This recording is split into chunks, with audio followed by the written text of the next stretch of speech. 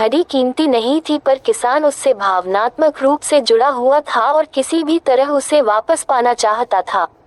उसने खुद भी घड़ी खोजने का बहुत प्रयास किया, कभी कमरे में खोजता तो कभी बाड़े तो कभी अनाज के ढेर में, पर तमाम कोशिशों के बाद भी घड़ी नहीं मिली।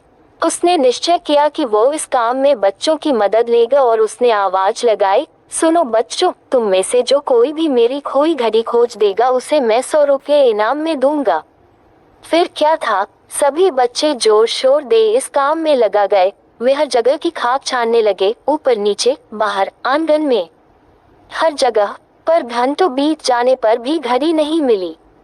अब लगभग सभी बच्चे हार मान चुके थे और किसान को भी यही लगा कि घड़ी नहीं मिलेगी।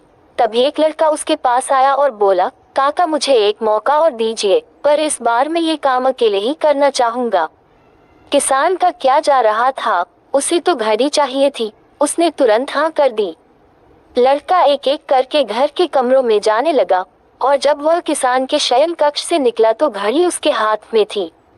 किसान घड़ी देख प्रसन्न हो गया और अचरज से पूछा, बेटा कहाँ थी ये घड़ी, और जहाँ हम सभी असफल हो गए तुमने इसे कैसे ढूंढ निकाला?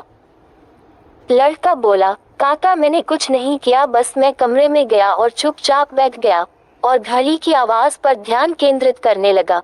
कमरे में शांति होने के कारण मुझे घड़ी की टिक टिक सुनाई दे गई, जिससे मैंने उसकी दिशा का अंदाजा लगा लिया और अलमारी के पीछे गिरी ये घड़ी खोज निकाली। फ्रेंड्स, जिस तरह कमरे की शांति घड़ी ढूंढने में मददगार साबित हुई, उसी प्रकार मन की शांति हमें लाइफ की जरूरी चीजें समझने में मददगार होती है। हर दिन हमें अपने लिए थोड़ा वक्त निकालना चाहिए, जिसमें हम बिल्कुल अकेले हों, जिसमें हम शांति से बैठकर खुद से बात कर सके और अपने भीतर की आवाज को सुन सके। तभी हम लाइफ को और अच्छे ढंग से जी पाएंगे।